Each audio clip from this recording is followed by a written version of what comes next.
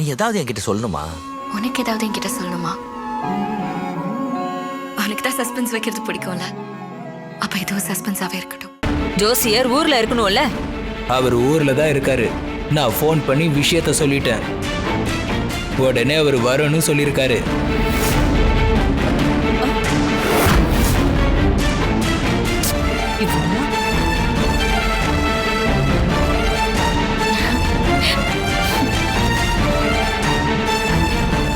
அப்புறம் என்ன ஜனா, உன் பையனே ஜோசியர்கிட்ட சொல்லிட்டானாமே.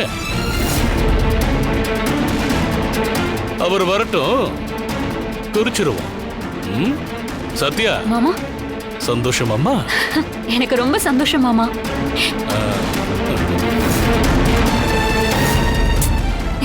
வாடா. தம்பி, இத புடிங்களா? தேங்க்ஸ் அண்ணி. ரொம்ப நல்ல காரியம் பண்ணிருக்கீங்க. மனசுக்கு ரொம்ப நிம்மதியா இருக்கு. சாப்பிடுங்க.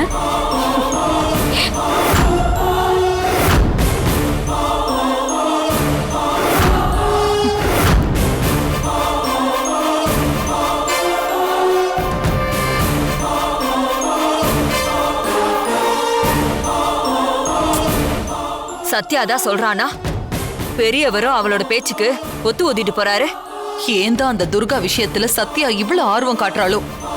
ஜோசியர் நேரம் குறிச்சு கொடுத்து அவங்களுக்குள்ள சாந்தி முகூர்த்தம் நடந்து முடிஞ்சிட்டா அவ்வளவுதான். அந்த துர்கா அசோக்கோட பொண்டாட்டிங்கிற உரிமையில ஸ்ட்ராங்கா காலை ஊனிடுவா. அத்தன்னு அவ என் முன்னாடி வந்து நிக்கும் போது என் உடம்பெல்லாம் கூசுது. சாந்தி முகூர்த்தம் நடந்துடவே கூடாது. அதுக்கு நாம ஏதாவது செஞ்சாக்கணும்.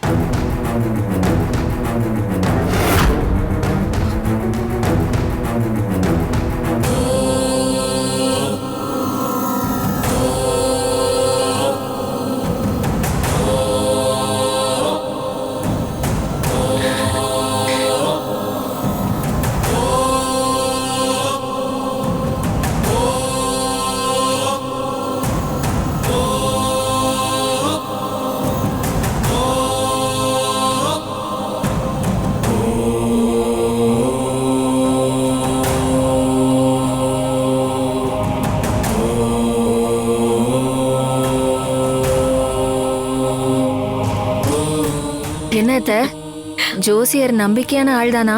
நம்ம சொல்லி கொடுத்தபடி சொல்லுவாரா?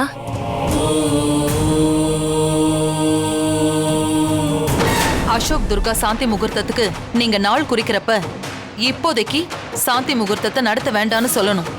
நாள் நட்சத்திரம் சரியா இல்லைன்னு இந்த மாதிரி உங்க பாஷையில இன்னும் ஏதாவது சொல்லி ஒரு மாசத்துக்கு மேல தள்ளி வைக்கணும். ஒரு ஆப்ஷனுக்கு இன்னொரு ஜோசியர் கிட்ட ஒரு வார்த்தை கேட்டு முடிவெடுப்போன்னு அவங்க யாரும் சொல்லக்கூடாது. நீங்க சொல்றத அழுத்தம் திருத்தமா சொல்லணும், நம்புற மாதிரியும் சொல்லணும். எங்களை பொறுத்த வரைக்கும் இந்த சாந்தி முகூர்த்தம் நடக்க கூடாது. அம்மா, ஒரு மாசத்துக்கு அப்புறம் நல்ல நாள் இருக்குமே, அத இப்பவே குறிச்சு கொடுன்னு கேட்டாங்கன்னா? அப்படியெல்லாம் யாரும் கேட்க மாட்டாங்க. கேட்டா குறிச்சு கொடுங்க, தப்பு இல்ல. சரிங்கம்மா. அப்போ ஒரு மாசத்துக்கு அப்புறம் சாந்தி முகூர்த்தம் நடந்தா உங்களுக்கு ஒரு பிரச்சனையும் இல்ல, அப்படிதானம்மா? இப்ப ஆக வேண்டியதை பேசுனா அடுத்த மாசம் ஆக வேண்டியதை பத்தி பேசிட்டு இருக்கீங்க. வீணா, இந்த ஆள் சரிப்பட்டு வரமாட்டாரு. வேற ஆளை மாத்தி. தப்பா எடுத்துக்காதீங்கம்மா.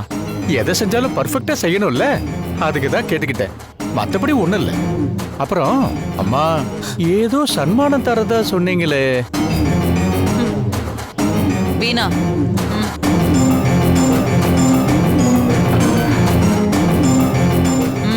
இந்தாங்க. நான் சொன்னபடி கரெக்டா சொல்லிடுவீங்கல்ல? வேலை முடிஞ்சதுக்கு அப்புறம் தான் சன்மானமும் சம்பளமும் தருவாங்க. நீங்க முதல்லயே கொடுத்துட்டீங்க. அதுவும் நான் வாங்குற சம்பளத்தை விட பல மடங்கு கொடுத்திருக்கீங்க.